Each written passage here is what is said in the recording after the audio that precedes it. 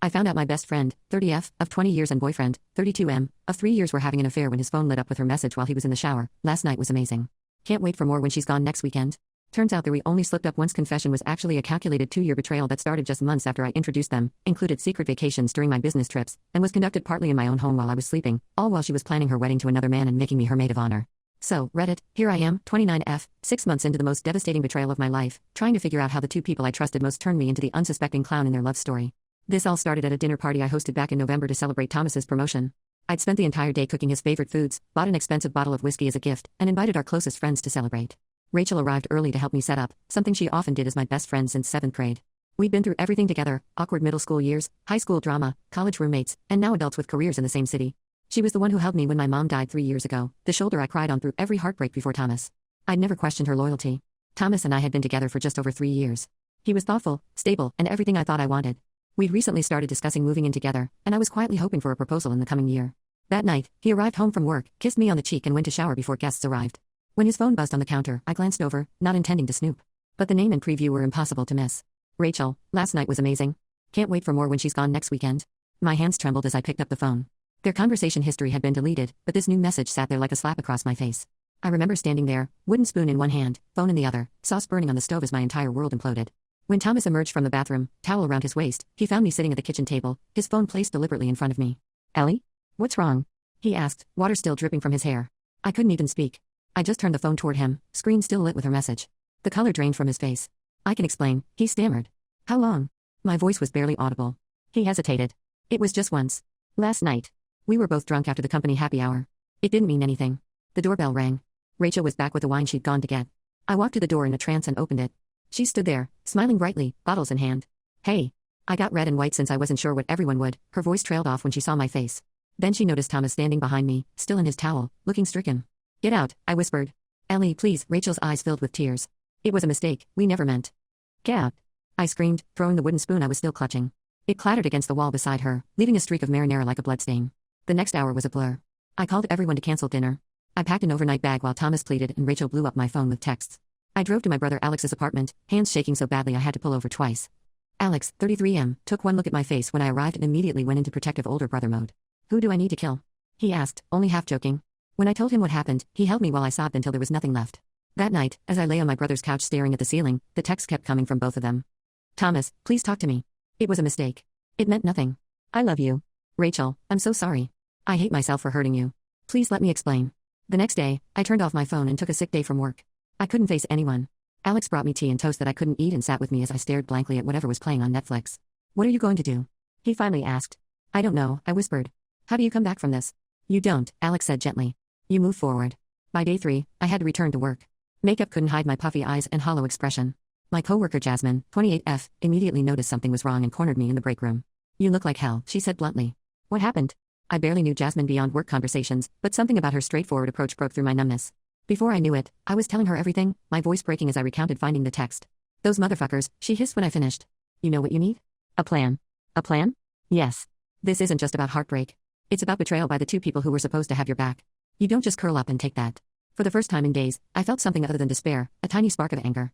After a week of ignoring their messages, I finally agreed to meet them both at a neutral location, a quiet cafe downtown. They arrived together, which only confirmed my suspicions that they'd been coordinating their stories.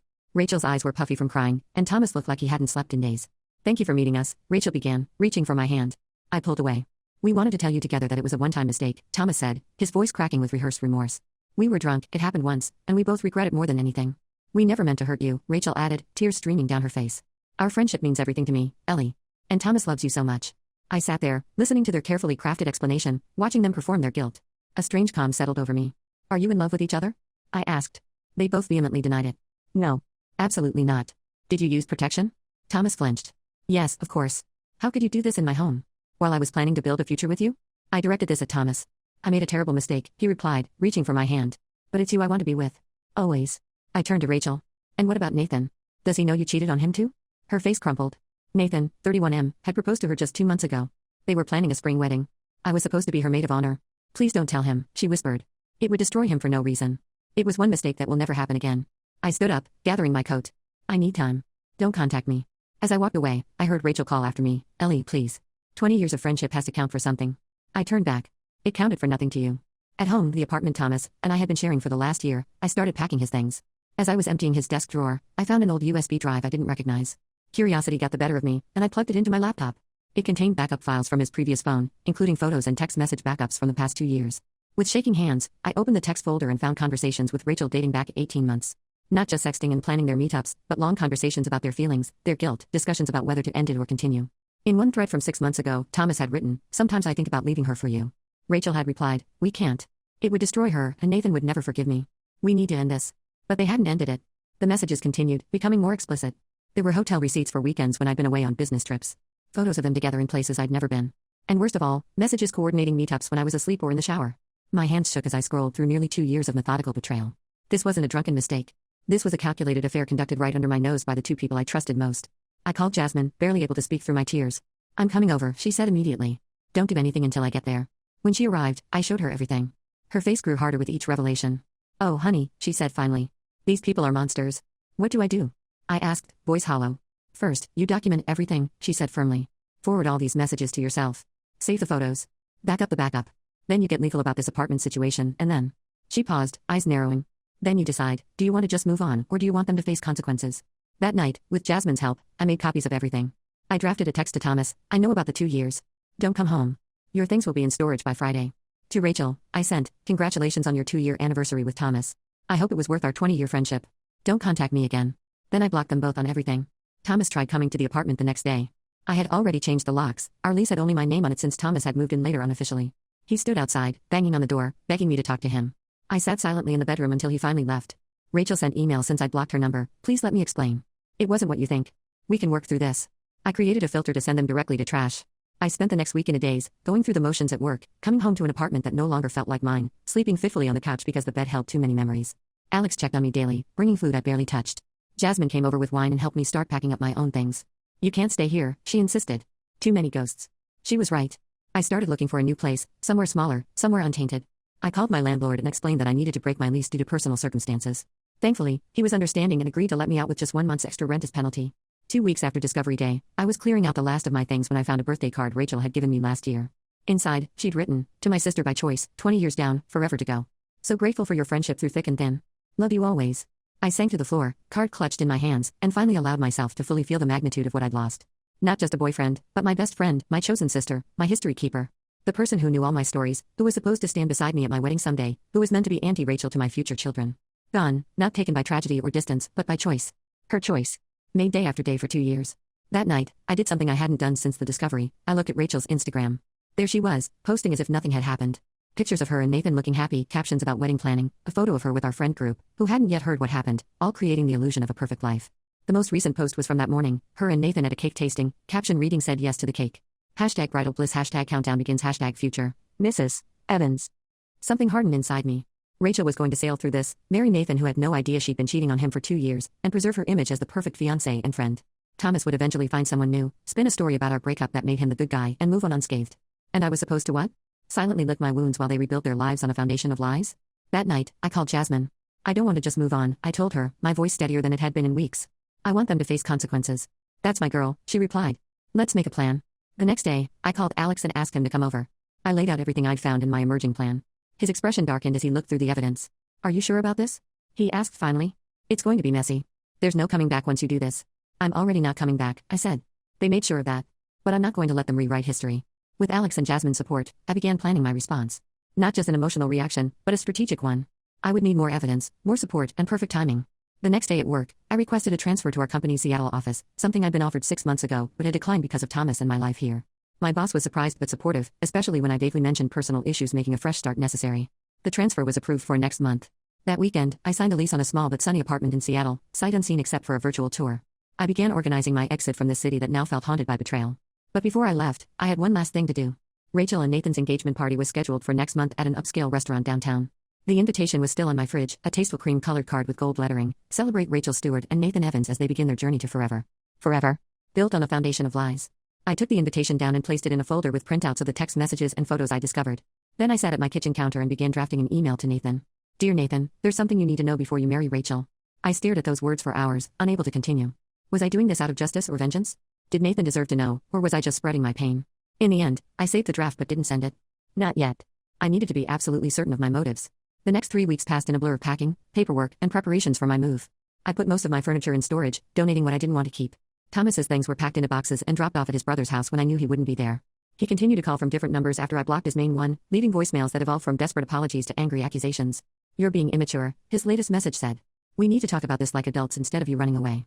Running away. As if I was the one who had shattered our relationship. As if I was the villain in this story. Rachel was more persistent. She showed up at my workplace twice, forcing me to duck into bathrooms and empty conference rooms to avoid her. She cornered me once in the parking garage, her eyes red and puffy. "Please, Ellie," she begged, clutching my arm. 20 years of friendship. Don't throw that away. It was a mistake. A 2-year mistake? I replied coldly, pulling away from her grip. Every day for 2 years, you chose him over me. Over our friendship. Over Nathan. Her face crumpled. You don't understand. It's complicated. It's really not, I said, getting into my car and locking the door as she called after me. The weekend before my scheduled move to Seattle, I met with a few friends from our larger friend group for drinks. I hadn't told anyone except Alex and Jasmine what had happened, but rumors had started circulating after Thomas moved out and I began avoiding social gatherings. "So what really happened with you and Thomas?" Zoe, 29F, asked as we settled in with our cocktails. "He's telling everyone you overreacted to him having a harmless flirtation with someone at work." I nearly choked on my drink. "A harmless flirtation?" "Yeah," Kai, 30M, added. "And Rachel's been super weird about it too. She keeps saying you're going through something and we should give you space." I looked at their concerned faces and realized Thomas and Rachel had been controlling the narrative while I'd been hiding away, licking my wounds. They turned me into the unstable, jealous girlfriend who was throwing away relationships over nothing. That night, I finally made my decision. Before leaving town, I would set the record straight. Everyone deserved to know the truth, especially Nathan. I spent the next day compiling everything.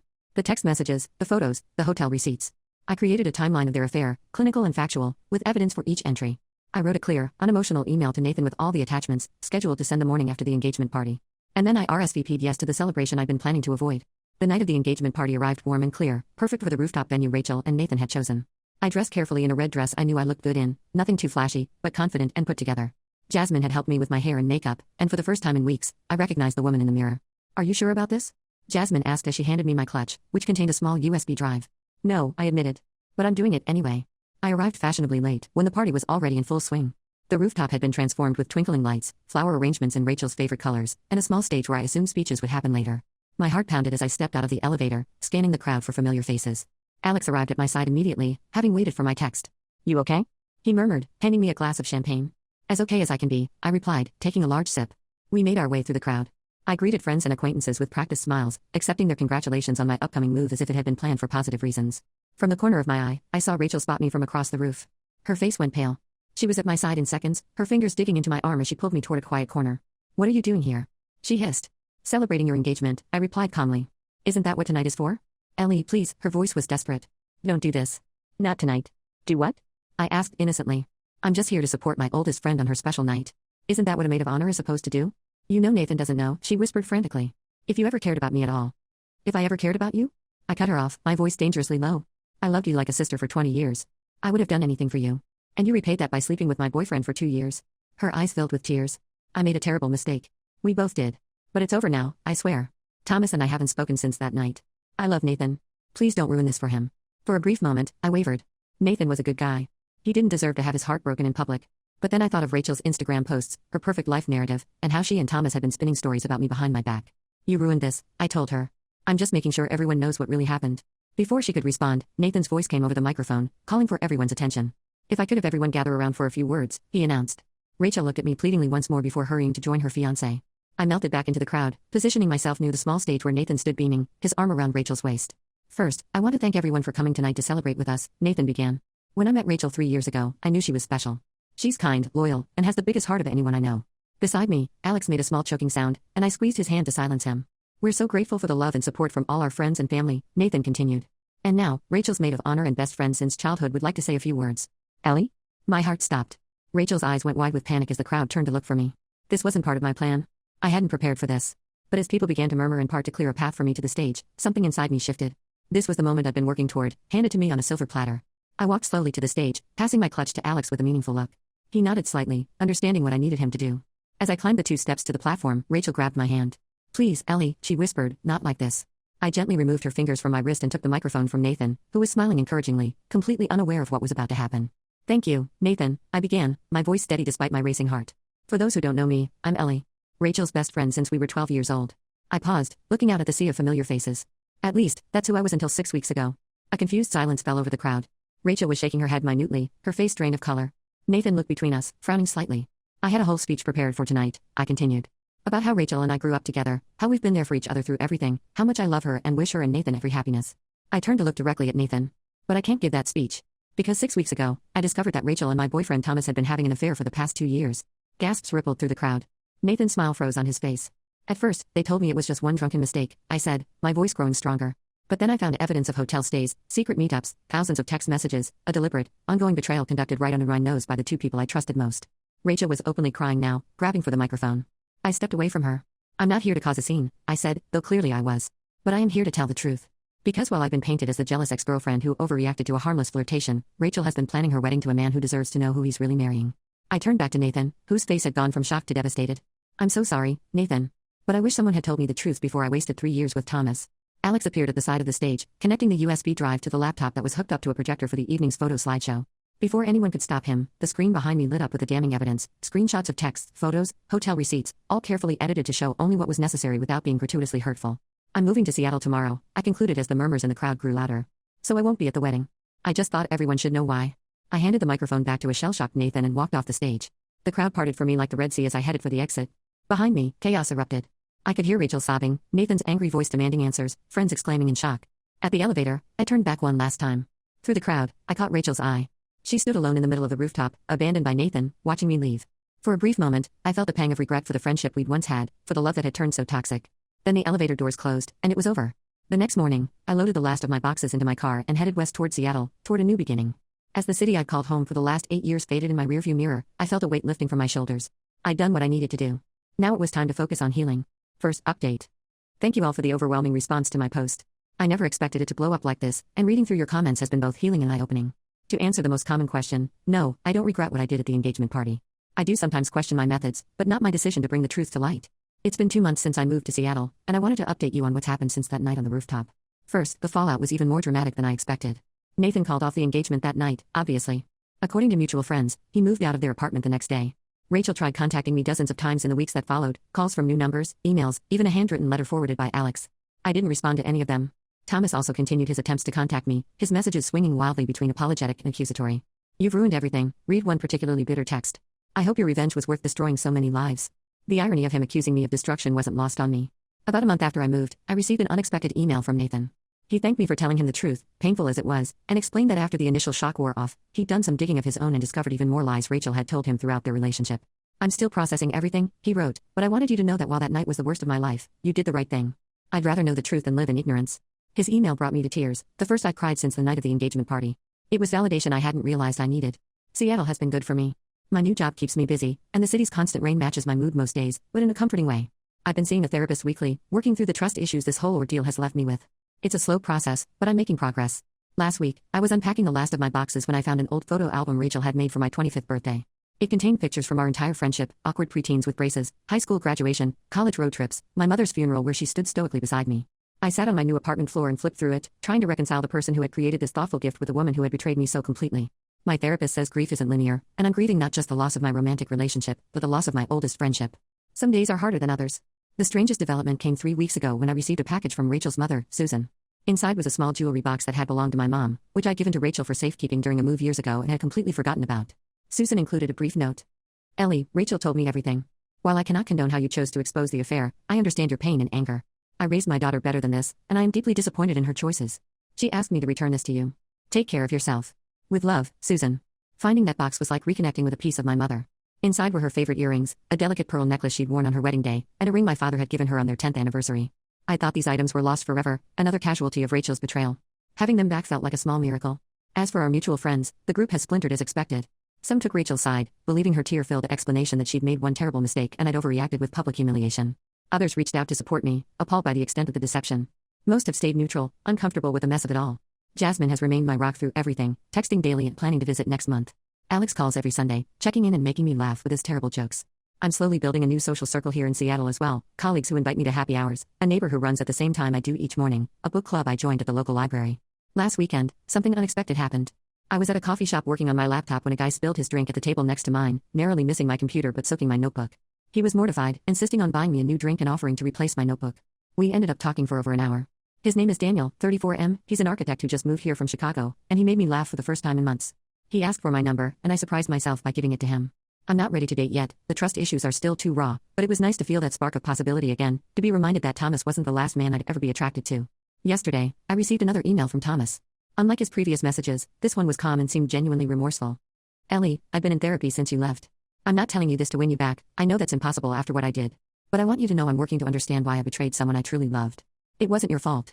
You were everything I could have wanted, and I destroyed it because of my own insecurities and selfishness. I hope Seattle is bringing you peace. You deserve that and so much more. Goodbye, Thomas.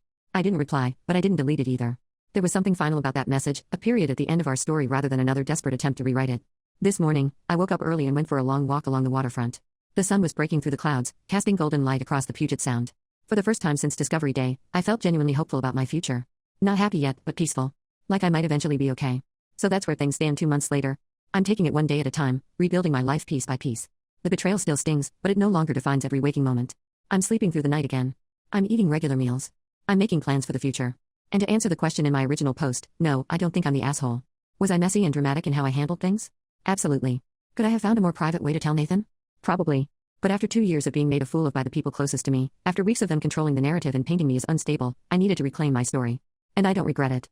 Second update. Thank you all for the continued support and advice on my last update. Your comments have been a source of strength during some really tough moments. It's now been 6 months since the engagement party incident, and a lot has changed. First, the professional front, I've thrown myself into work at the Seattle office, and it's paying off. Last month, I was promoted to senior marketing manager, a position I probably wouldn't have been considered for back at my old location for at least another year. My boss mentioned that my fresh perspective and innovative approach were key factors in the decision. It feels good to be recognized for my work rather than being known as the woman whose boyfriend cheated with her best friend. On the personal side, I've continued therapy, and it's been transformative.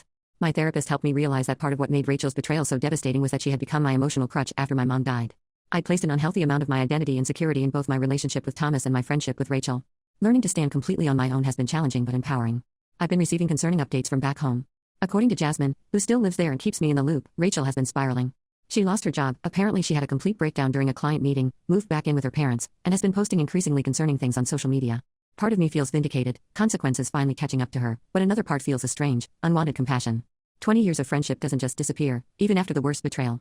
Last month, she tagged me in a public Instagram post, a throwback photo of us from college with a long, rambling caption that was part apology, part blame shifting. It included lines like I never meant for any of this to happen and I wish I could go back and make different choices, but also people make mistakes when they feel neglected and nobody is perfect. I didn't respond publicly, but I did finally reply to one of her emails. Rachel, I've seen your social media posts. Please stop tagging me and talking about me publicly. Your apologies still center your feelings and needs, not the damage you caused. I'm working on forgiveness, not for your benefit but for mine. That doesn't mean I want you back in my life. We can't undo what happened, and I've accepted that. I hope you get the help you need to move forward too. Ellie. She replied almost immediately with a flood of messages, alternating between gratitude that I'd finally responded and desperate pleas to meet in person when she visits Seattle next month for a cousin's wedding. I haven't answered and don't plan to. As for Thomas, I've heard through mutual connections that he's moved to Portland for a new job. The last I heard, he was still single and, according to friends who've seen him, looks like hell. Alex ran into him at an industry conference and said Thomas asked about me, whether I was happy, if I was seeing anyone. Alex told him it wasn't his business anymore. Speaking of dating, remember Daniel from the coffee shop? We've been seeing each other casually for about 3 months now. I was upfront with him from the beginning about my trust issues and recent history, and he's been amazingly patient. He doesn't push for more than I'm ready to give, and for the first time, I'm in a relationship that feels balanced and healthy. Daniel is nothing like Thomas, he's more outdoorsy, more emotionally intelligent, more comfortable with silence. He has his own baggage from a divorce 4 years ago, so he understands healing takes time. Last weekend, he took me hiking in the Olympic National Forest, and standing on that ridge overlooking the mountains and ocean, I felt a happiness I hadn't experienced in a long time. But the biggest development came 2 weeks ago when I received a letter from Nathan. Not an email this time, but an actual handwritten letter, mailed to my new address, which Alex must have given him. Dear Ellie. I hope this letter finds you well. I've started writing this a dozen times over the past few months, never quite finding the right words. So I'll just be direct. After that night at the engagement party, I was devastated. I hated you almost as much as I hated Rachel and Thomas. You had completely shattered the future I thought I was building. But as the weeks passed and the shock wore off, that hatred turned to gratitude. You saved me from marrying someone who could lie to my face every day for years. The pain you caused that night was acute but necessary, like setting a broken bone so it can heal properly rather than let it mend wrong. I'm writing because I want you to know I'm okay now. Better than okay, actually. I've moved to San Francisco for a fresh start, seems we had the same idea about leaving town. I've reconnected with old friends I'd neglected during my relationship with Rachel. I'm dating again, nothing serious yet, but it's nice to feel that possibility. Most importantly, I've found my self-respect again. Looking back, there were red flags I chose to ignore with Rachel. Moments where things didn't quite add up. I wanted so badly to believe in the perfect relationship we projected to the world that I became complicit in my own deception. I also owe you an apology. When you and Thomas broke up, when rumors were flying around, I sided with Rachel without question. I repeated some of those rumors. I judged you without knowing the facts. I'm deeply sorry for that. I don't expect a response to this letter. I just wanted you to know that while your methods were shocking, your actions ultimately led to something positive. At least for me. I hope the same is true for you. Wishing you all the best, Nathan. I sat on my balcony reading his letter over and over, tears streaming down my face. Not tears of sadness or anger, but of relief. Relief that at least one good thing had come from that horrible night. Relief that Nathan was okay. I called Daniel that night and told him everything, the full, unvarnished story I'd only given him pieces of before. We talked until sunrise, and when I finished, he held me and said, "You're the strongest person I know." It didn't feel like strength when I was going through it. It felt like survival. But looking back at the woman I was a year ago versus who I am now, I can see how far I've come. I still have bad days. Days when I see a photo of Rachel and me from years ago and my heart aches for what we lost. Days when a song comes on that Thomas and I loved, and I have to change it quickly before the memories flood back. But those days are becoming fewer and farther between. In a strange way, I'm grateful for what happened. Not for the betrayal itself, that will always be unforgivable, but for what it taught me about myself. I'm stronger than I knew, more resilient than I believed. I've built a life that's truly mine, not defined by my relationships with others. So that's where I stand 6 months later, building something new from the ashes of what was destroyed. And for the first time in a long time, I'm excited about what comes next. Final update. It's been exactly 1 year since the night I exposed Rachel and Thomas's affair at the engagement party, and I wanted to share what will be my final update on this chapter of my life. First of all, thank you to everyone who has followed my journey and offered support, advice, and occasional tough love when I needed it. This community has been an unexpected source of strength during the most difficult year of my life. So much has happened in the past 6 months that it's hard to know where to begin. I suppose the most significant update is that last month, I officially became a homeowner here in Seattle. It's a small craftsman bungalow with a view of the mountains on clear days, nothing fancy, but it's mine. After a year of rebuilding my life from scratch, putting down roots feels both terrifying and exhilarating. Daniel has been helping me renovate, tearing down walls on weekends and teaching me how to use power tools. We're taking things slow, but he stays over most nights now. Last week, he accidentally called my place home, then caught himself and apologized. I told him I didn't mind. Because I don't. For the first time since Thomas, I'm with someone I can imagine a future with, not because I need a relationship to feel complete, but because he adds joy to a life that's already full. My career continues to thrive. The marketing campaign I developed last quarter has become a case study the company is using nationwide. I've been asked to speak at an industry conference in New York next month, my first time back on the East Coast since I left. I'd be lying if I said I wasn't nervous about potentially running into people from my old life, but I'm no longer the same person who fled in humiliation and heartbreak a year ago. I can handle whatever comes. As for the main characters in my betrayal story, there have been some significant developments. Rachel reached out again 3 months ago, but not in the way I expected. Her mother called me, explaining that Rachel had checked herself into a residential treatment program for depression and anxiety. As part of her recovery, she'd written me a letter that her therapist had advised her not to send unless I was open to receiving it. Susan asked if I would be willing to read it. Against my better judgment, I agreed. The letter arrived a week later. Dear Ellie. My therapist suggested I write this as part of my recovery, with no expectation of forgiveness or reconciliation. This isn't about me trying to win back your friendship, I understand that's impossible now. This is about accountability. What I did to you was unforgivable. Not just the affair with Thomas, but the years of lies, the gaslighting afterward, and my attempts to paint you as unstable to our friends. There is no excuse for any of it. I betrayed not just your trust but the very foundation of our friendship. I've spent months in therapy examining why I was capable of hurting the person who had been my closest friend for most of my life. The answers aren't pretty. I was deeply insecure, pathologically jealous of your relationship with Thomas, and too cowardly to address my own unhappiness with Nathan. None of these explanations justify what I did, but I want you to know I understand the depth of my betrayal now. The night you exposed everything at the engagement party, I hated you. I thought you had destroyed my life out of vengeance. It's taken me until now to recognize that I destroyed my own life, and yours was the collateral damage. You simply refused to let me escape the consequences of my actions, and for that, I owe you a strange kind of gratitude. Your public exposure forced me to finally face myself. I don't expect your forgiveness. I don't even expect a response. I just needed you to know that I am truly sorry, not just for getting caught, but for every decision that led to hurting you. You deserved so much better than what I did. I hope Seattle has brought you the fresh start you deserve. I hope you're building a life filled with people worthy of your loyalty and trust. Rachel. I read her letter several times, trying to gauge my own reaction. There was no anger left, just a dull ache for what once was. I decided not to respond directly, but I did call her mother to let her know I'd received it and to wish Rachel well in her recovery. It felt like the final period at the end of a painful sentence. As for Thomas, his story took an unexpected turn. 2 months ago, Alex called to tell me that Thomas had been in a serious car accident. He'd survived but had sustained injuries requiring extensive physical therapy. During his hospital stay, he'd apparently done a lot of soul-searching. He sent me an email that was simple and straightforward. Ellie. I heard you're doing well in Seattle, and I'm genuinely happy for you. Near-death experiences have a way of clarifying what matters. I want you to know that I take full responsibility for destroying what we had.